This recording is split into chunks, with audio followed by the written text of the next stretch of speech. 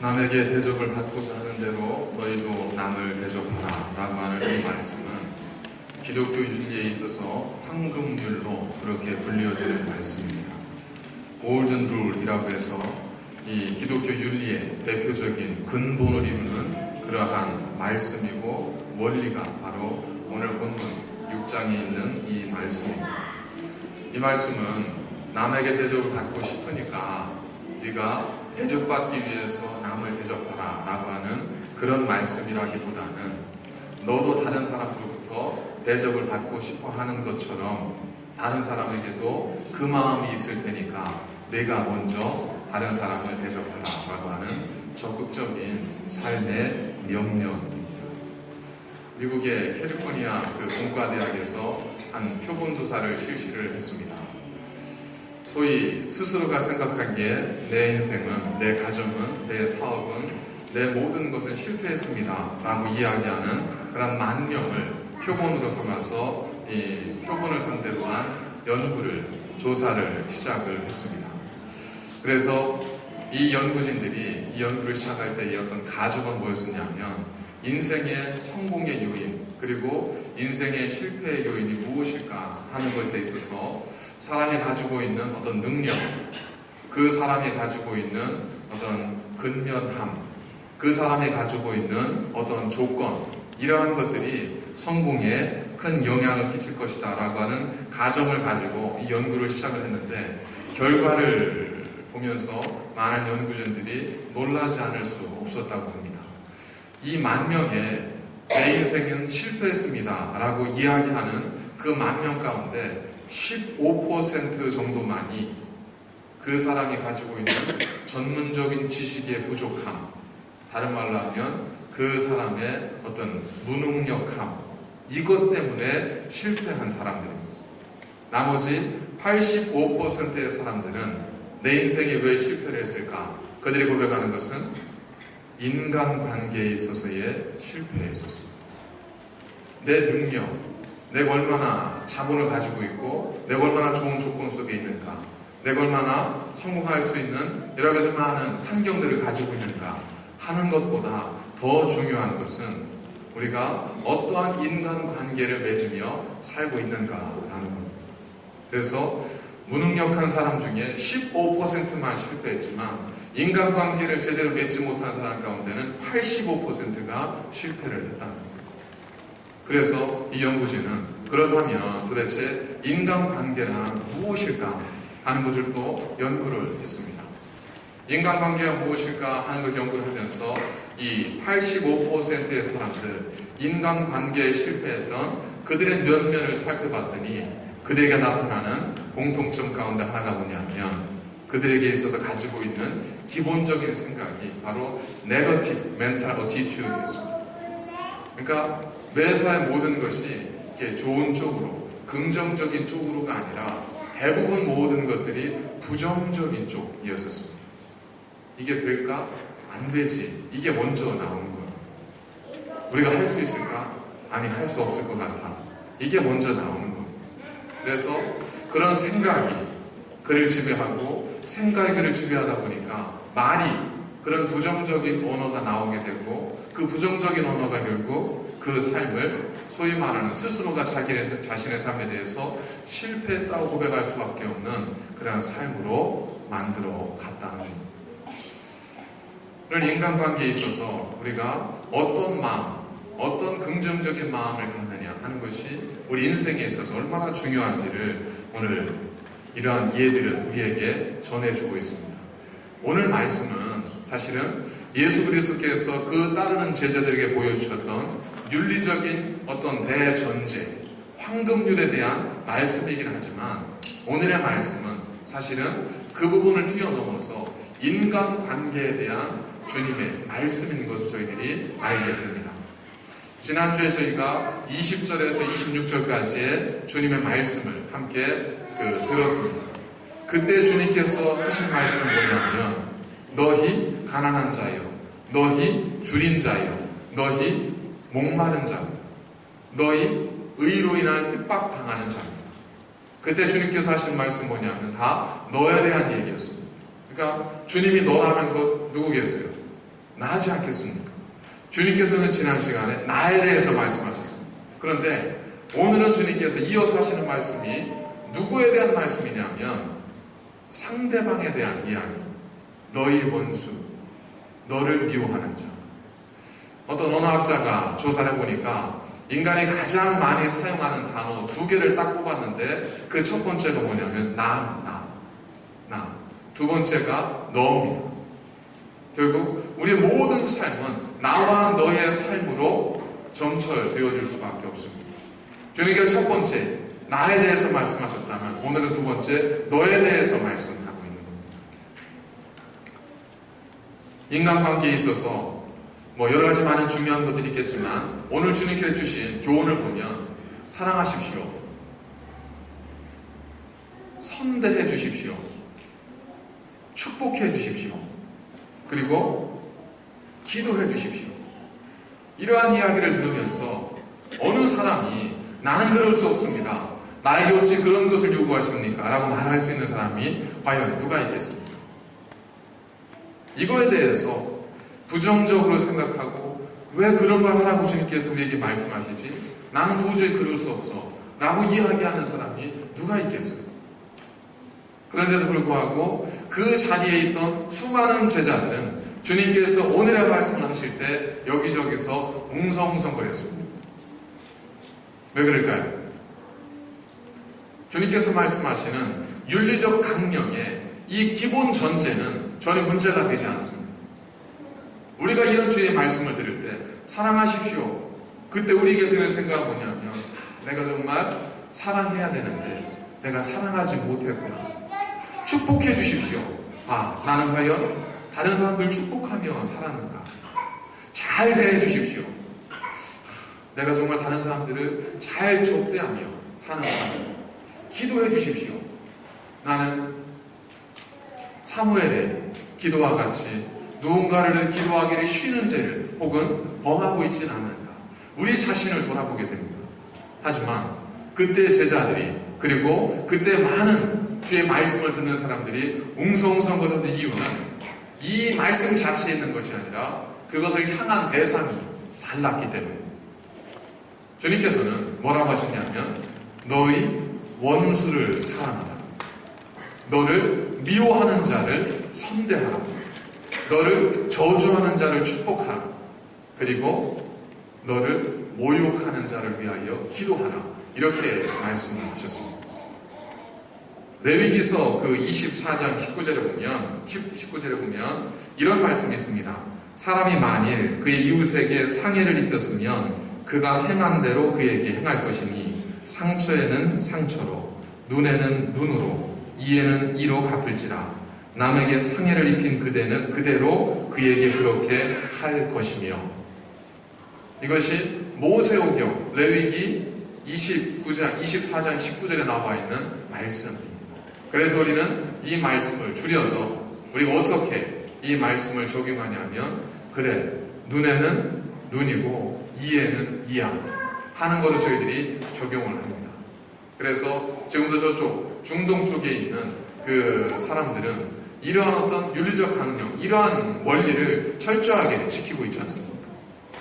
그래서 누군가 우리의 가족을, 우리의 사람에게 해를 입히면 반드시 찾아가서 보복하는 것이 자연스러운 그들의 삶의 원리입니다.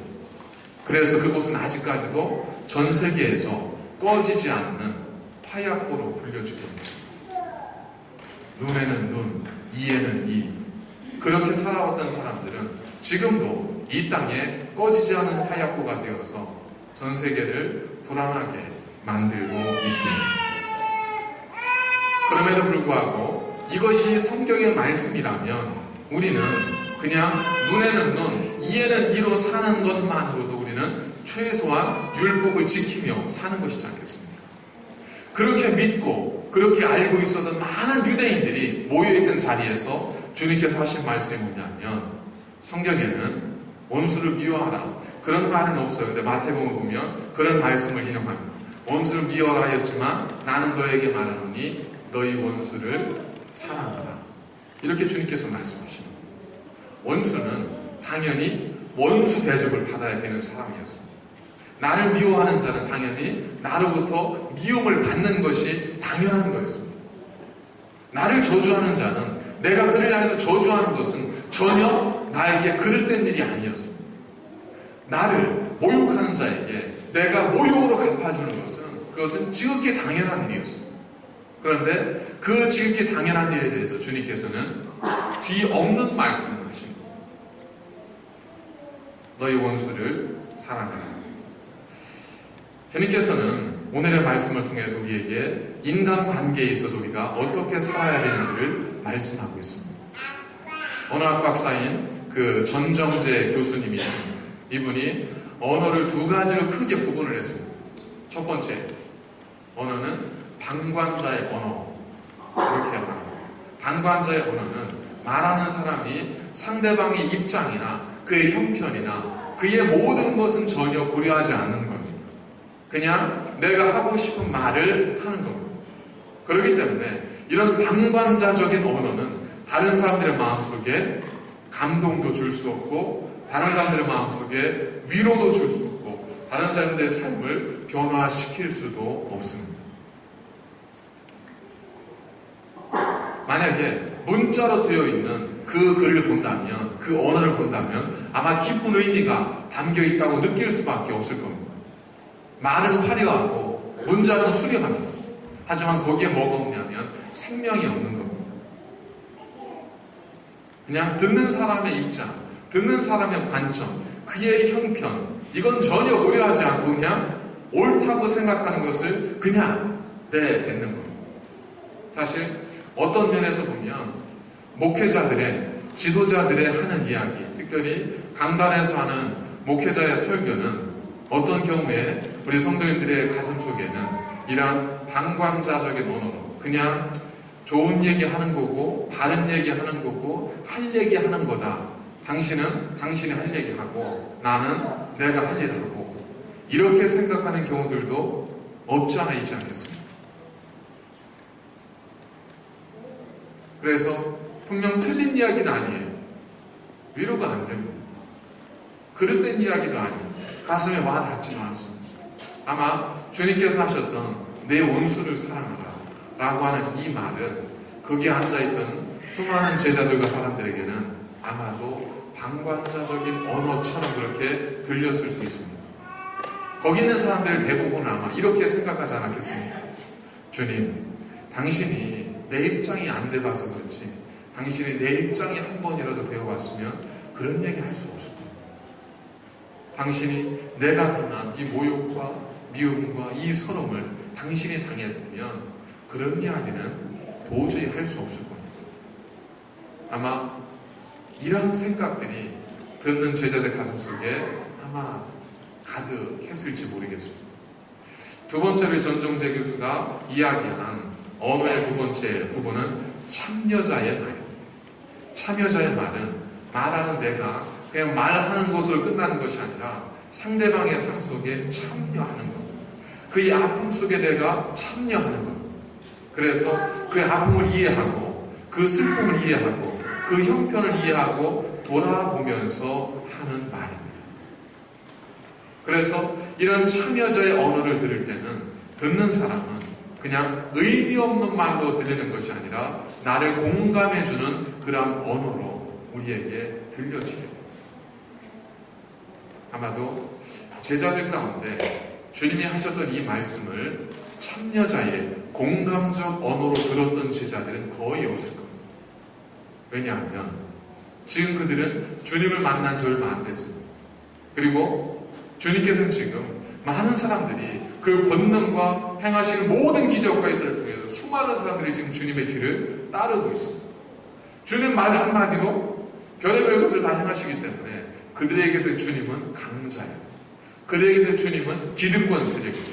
그들이 볼 때 주님은 우리가 갖지 못한 모든 것을 가진 분이었기 때문에 그분이 내 원수를 사랑하라, 너를 미워하는 자를 선대하라, 너를 저주하는 자를 축복하라, 너를 모욕하는 자를 위하여 기도하라라고 하는 그 말씀은 대부분의 사람들이 아마도 주님은 우리처럼 이런 입장이 안 돼서 그러시는 거야 라고 생각하기에 충분했다. 자, 주님은 그럼에도 불구하고 이 말씀을 하십니다.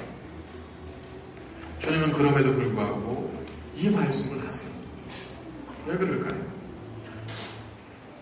사실 예수님께서 극심한 고난을 당할 때, 예수님께서 엄청난 고난과 핍박과 많은 사람들부터 멸시와 질시를 받았을 그때 잠깐이라도 제자들을 모아놓고 이 이야기를 하셨더라면, 얘들아, 원수를 사랑해라. 너를 미워하는 자를 위하여 너가 선대하고 저주하는 자를 축복해라 라고 말씀하셨다면 아마도 제자들은 주님의 그 말씀을 마음으로 받아들였을 거예요. 왜? 지금은 언제냐면 예수님께서 사역을 시작하시는 초기입니다. 주님은 그렇게 큰 어려움도 당하지 않으셨어요. 지금 어려운 사람은, 지금 곤고한 사람 누구냐? 제자들이에요. 그렇기 때문에 제자들이 듣기에 주님의 소리는 그냥 배부른 사람의, 그런 사람이 할 수 있는 배부른 이야기 정도로 아마 그들을 받아 넘겼을 겁니다. 사실 제가 오늘 설교를 준비하면서 너무 고민되고 힘들었습니다. 오늘의 설교는 설득할 내용이 아니에요. 그리고 설득한다고 사실 될 내용도 아닙니다. 모르는 것을 가르쳐서 알게 하여서 그 아는 것을 행하게끔 할 수 있는 그러한 설교 내용도 아니잖아요. 한마디로 딱 표현되지 않습니다. 당신이 사랑할 수 없는 사람을 사랑하십시오. 왜 그렇게 해야 된다고 이야기를 해야 되나? 왜 내가 사랑할 수 없는 사람을 기꺼이 사랑해야 한다고 어떻게 그렇게 말씀드릴 수 있고, 어떻게 교우들로 하여금 그것을 받아들이게 할 수 있을까? 정말 너무 고민되고 너무 설교를 준비하는 데서 큰 어려움이었었습니다. 말씀 의미가 깨달아지지 않는 어려움이 아니라 그렇게 말하는 것 자체가, 이야기하는 것 자체가 저 스스로 느끼기에도 공허한 말이 될 것 같은 그런 생각이 들었기 때문에 너무 말씀을 준비하면서 그냥 괴롭고 힘들었습니다. 그러면서 한 가지 깨달은 게 있습니다. 주님은 어떠셨을까? 주님도 그러셨지 않았습니까? 아니, 주님은 더 하셨습니다. 왜냐하면 주님께서 말씀하실 그 당시에는 주님은 정말 모든 걸 가진 분이었어요. 그리고 앞에 보이는 수많은 사람들은 정말 가난하고 불쌍하고 힘없고 도움이 없이는 살아갈 수 없는 그런 사람들이었습니다.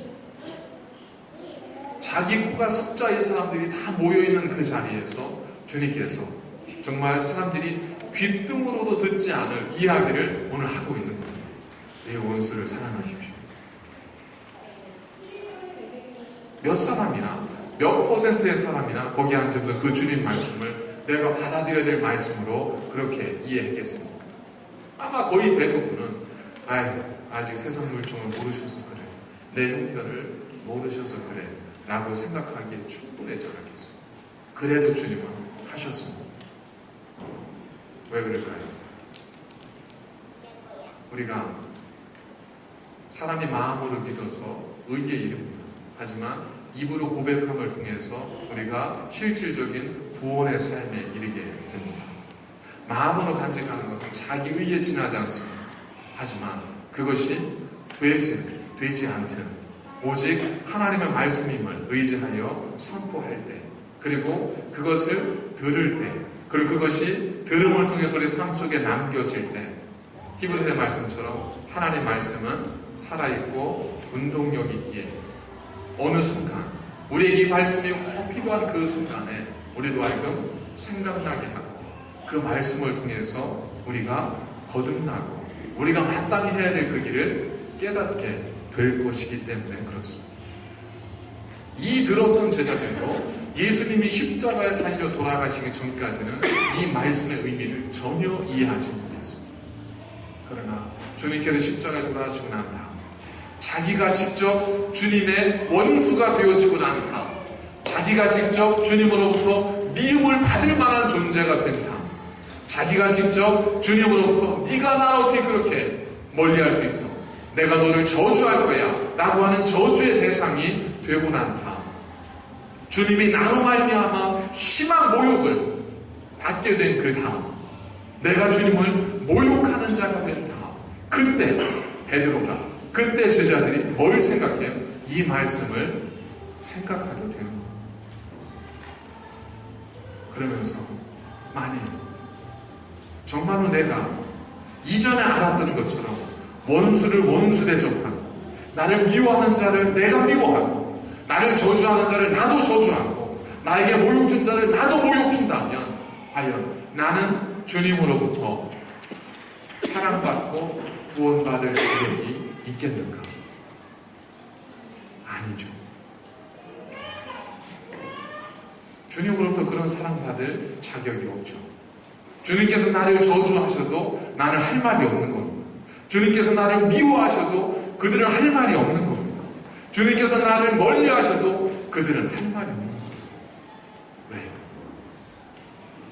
나는 내 원수가 다른 사람들일 줄만 알고, 원수는 나 아닌 다른 사람들인 줄만 알았는데, 어느 순간 지나고 나면서 그 원수가 사실은 나 또한 누군가에게 원수가 될 수 있다는 것, 나 또한 누군가를 미워하는 자가 되고, 나 또한 누군가를 저주하는 자가 되고, 나 또한 누군가를 모욕하는 자가 될 수도 있기 때문이라는 것을 그들이 깨닫고 난 다음에야 그들은 이 말씀의 의미를 알게 되었습니다.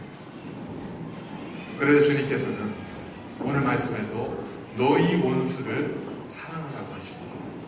한 사람을 딱 정해놓고 그 사람을 향해서 다 같이 사랑해 주십시다, 혹은 그 사람을 향해 다 같이 기도해 주십시다 하는 것이 아니라, 너희의 원수, 너를 미워하는 자, 너를 저주하는 자, 너를 모욕하는 자, 그 사람을 사랑해라, 그 사람을 선대해라, 그 사람을 축복해라, 그 사람을 위해서 기도하라.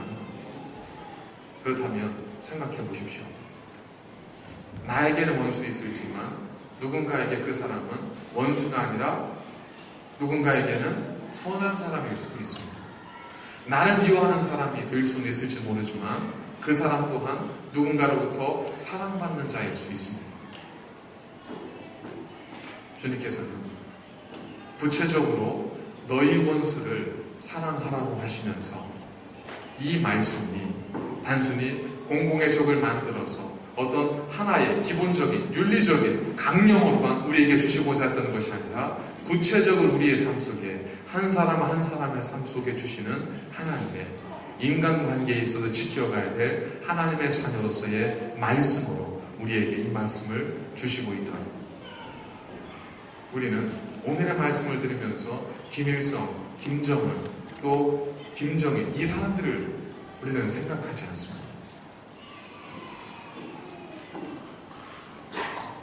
이 말씀을 들으면서 지금 내 안에 떠오르는 사람, 지금 내 가슴 속에 떠오르는 사람이 있지 않습니까? 주님은 그 사람에 대해서 말씀합니다. 첫 번째, 너희 원수를 사랑하라. 원수가 괜히 원수일까요? 원수를 찾아보니까 원한이 맺힐 정도로 해를 끼친 사람, 이렇게 이야기를 하고 있습니다. 우리 한민족은 처녀 귀신 총각